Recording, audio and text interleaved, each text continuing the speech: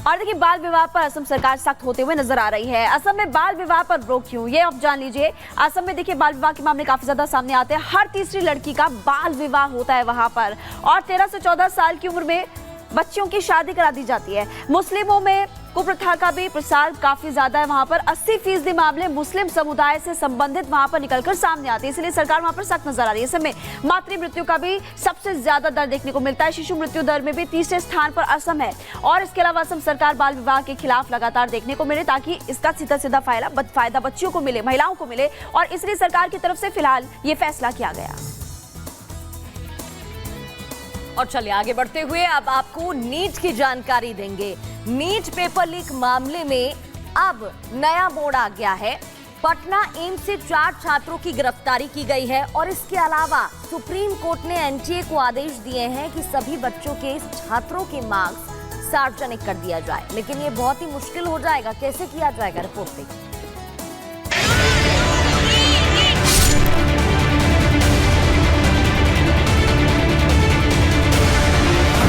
NEET का मुद्दा पूरे देश में अब किसी अभियान की तरह चल रहा है। लगातार एक्शन, ताबड़तोड़ सुनवाई, छात्रों की नाराजगी और परीक्षा से लेकर पेपर लीक तक तमाम घटनाक्रम के बीच अब भी ये मामला पूरी तरह से सुलझ नहीं पाया है।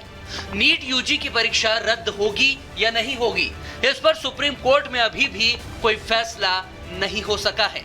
यानी कैंडिडेट्स को अभी और इंतजार करना होगा कि नीट यूजी की परीक्षा का आखिर भविष्य क्या होगा। देखिए, आज सुप्रीम कोर्ट में बहुत ही डिटेल में सुनवाई हुई है और बहुत सारे सवाल सीजीआई की तरफ से पूछे गए हैं। महत्वपूर्ण ये भी था कि जिस डाटा एनालिसिस के बारे में बात की जा रही थी, उसको लेकर भी कई सवाल पूछे, और आज एनटीए ने पहली बार ये माना है कि ब्रीच हुआ है, लीक से अभी भी इनकार किया है। लेकिन इस बीच सीजीआई की तरफ से पूछा गया है शनिवार तक वो बताएं कि किस सेंटर के कितने छात्रों को कितने नंबर मिले। दरअसल इसी डिटेल की मांग की गई थी और इसीलिए डाटा एनालिसिस की मांग की गई थी। आईआईटी मद्रास को इन्वॉल्व करके जो डाटा एनालिसिस कराया गया, उससे याचिकाकर्ता खुश नहीं थे, क्योंकि उससे बहुत ज्यादा खामियां पता नहीं चली। सुप्रीम कोर्ट में 4 घंटे तक सुनवाई चली। इस दौरान अदालत ने एनटीए को निर्देश दिया कि वो सभी छात्रों के रिजल्ट शनिवार की दोपहर 12 बजे तक वेबसाइट पर अपलोड करें। रिजल्ट सेंटर वाइज और सिटी वाइज होने चाहिए। यानी कि इस बार अदालत ने बारीक से बारीक जानकारी भी मांगी है, ताकि कोई भी गड़बड़ी हो तो उसे सामने लाया जा सके।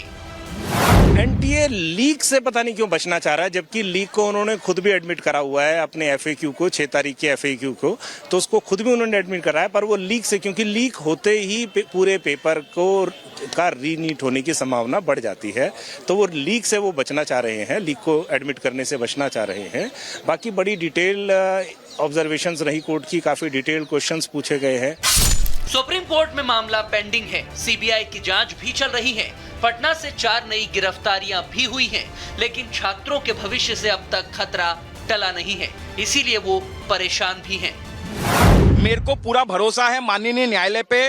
मंडे को एक ऐतिहासिक फैसला 24 लाख अभ्यर्थियों के लिए होने जा रहा है और रीनीट होने जा रहा है, ये अब स्पष्ट हो गया है। एनटीए गुमराह करता, जवाब नहीं देता है।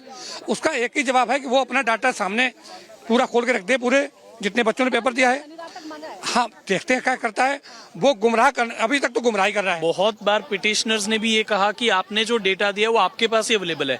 हम तो अंधेरे में रहते कि हमारे पास तो कुछ है नहीं, आप जो बोलोगे उसी पे या तो हमें भरोसा करना पड़ेगा, उसी पे स्क्रूटिनी करनी पड़ेगी।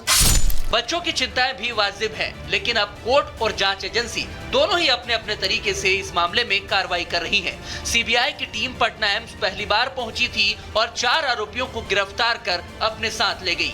एम्स के जिन 4 मेडिकल छात्रों से सीबीआई अब गिरफ्तारी के बाद पूछताछ कर रही है, इनमें 3 छात्र 2021 बैच के यानी कि 3rd ईयर के छात्र हैं, जबकि चौथा 2nd ईयर का स्टूडेंट है। इनके कमरे सील कर सीबीआई मोबाइल और लैपटॉप जब्त कर अपने साथ ले गई है। 4 स्टूडेंट का नाम और उनका फोटो हमें दिए थे। उसके बाद हम इनको जितने कोऑपरेट हमारे तरफ से होगा हम किए हैं। ये आके स्टूडेंट को लेके गए हैं, 3 स्टूडेंट को, और एक स्टूडेंट खुद जाके इनको कल सरेंडर किया, और ये सब 4 स्टूडेंट सीबीआई के पास हैं। इससे पहले सीबीआई ने पंकज कुमार और राजू नाम के 2 शख्स को भी गिरफ्तार किया था। पंकज ने ही ट्रक से क्वेश्चन पेपर चुराए थे। सीबीआई दोनों को रिमांड पर लेकर पूछताछ भी कर रही है। सीबीआई अब ये पता कर रही है कि पेपर ले जाने वाले ट्रक की जानकारी इन जालसाजों तक आखिर कैसे पहुंची और उन्हें किसने ये बताया। बिहार और खासकर पटना इस पेपर लीक का गढ़ माना जा रहा है, क्योंकि यहीं पर ज्यादातर आरोपियों की गिरफ्तारियां और फर्जीवाड़ा हुआ है।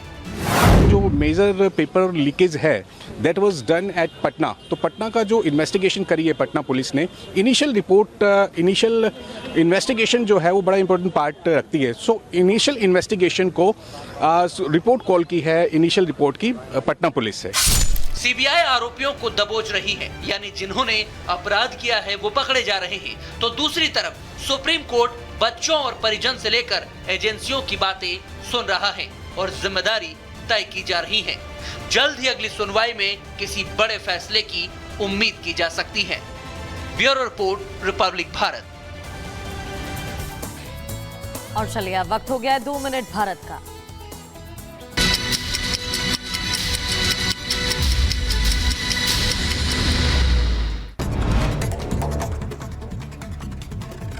और राजस्थान के बीकानेर में भीषण सड़क हादसा, ट्रेलर में पीछे से घुसी कार, हादसे में 6 लोगों की मौत, एक गंभीर रूप से घायल। ऋषिकेश बद्रीनाथ हाईवे पर नरकोटा में निर्माणाधीन पुल गिर गया, जिसके बाद आज ब्रिज का एक हिस्सा धराशायी हुआ। 76 करोड़ की लागत से इसका निर्माण हुआ था। 2022 में इसी पुल के टूटने से 2 मजदूरों की मौत भी हुई थी। राजस्थान के मेवात में साइबर ठग दाऊद के घर पर चला बुलडोजर। पुलिस ने 26 साइबर ठगों को चिन्हित करके लिस्ट तैयार की थी और इस लिस्ट को किया था जारी। बहराइच में दबंगों के हौसले बुलंद है। जमीन विवाद में जमकर बेल्ट और डंडे चले, मारपीट का वीडियो वायरल हुआ। पुलिस मामले की छानबीन में जुटी है। बुलंदशहर में सपा के पूर्व विधायक गुड्डू पंडित की दूसरी पत्नी पर जानलेवा हमला, घर में घुसकर हमला करने पर सीसीटीवी फुटेज आया सामने और सौतेली बेटे के खिलाफ केस दर्ज किया गया। उत्तर प्रदेश के बुलंदशहर में दिव्यांग महिला पर दबंगों ने गोली चलाई। पति का कर्ज न चुका पाने पर दबंगों ने महिला पर गोली चला दी। वारदात सीसीटीवी में कैद, पुलिस आरोपी को गिरफ्तार कर चुकी है।